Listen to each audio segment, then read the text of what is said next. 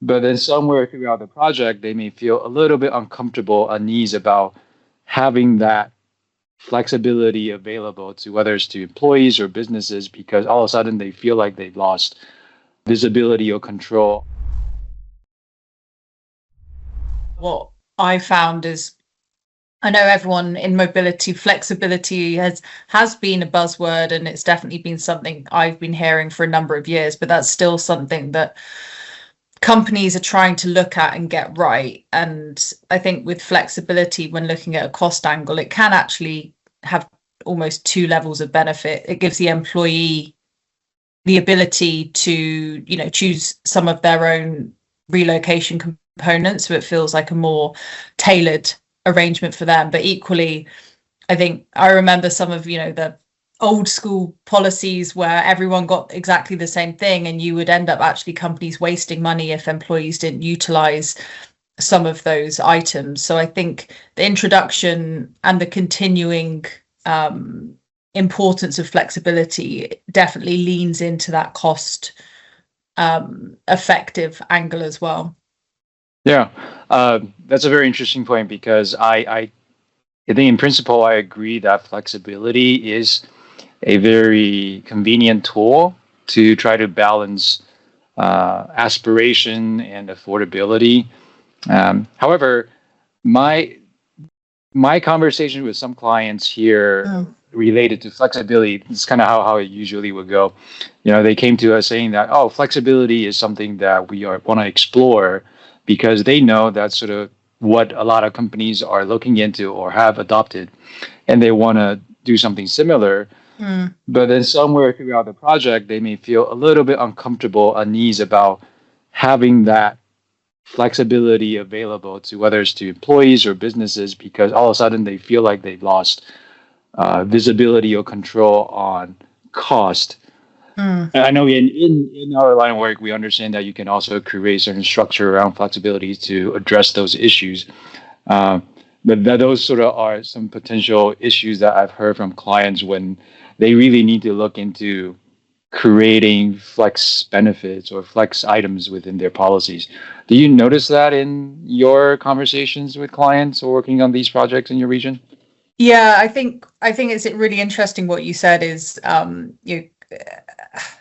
sometimes with flexibility and with a lot of other items, the key question we hear all the time is what's everyone else doing? We want to make sure we're competitive. We want to know what other companies are doing and where we stack up. We don't want to be the outlier.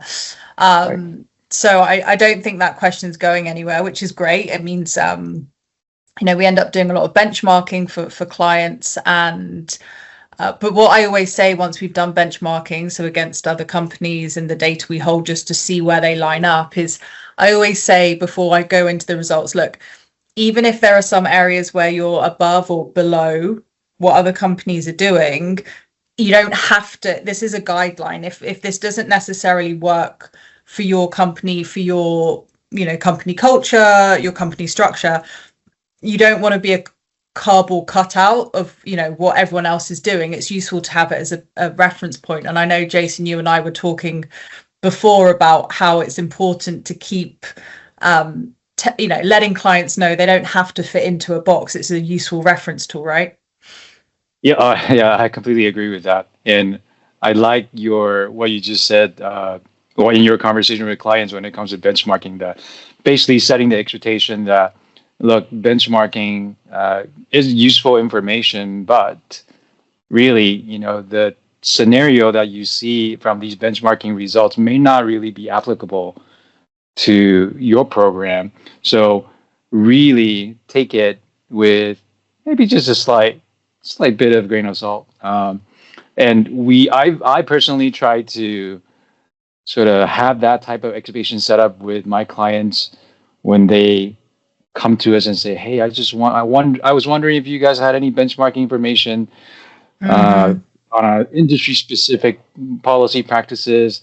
While we may or may not be able to help, but I also told my clients that look, benchmarking is only one component of your program review, and exactly sort of what you're saying that look, you don't want to be exactly the same, right? Because companies have different scenarios, different contexts, right?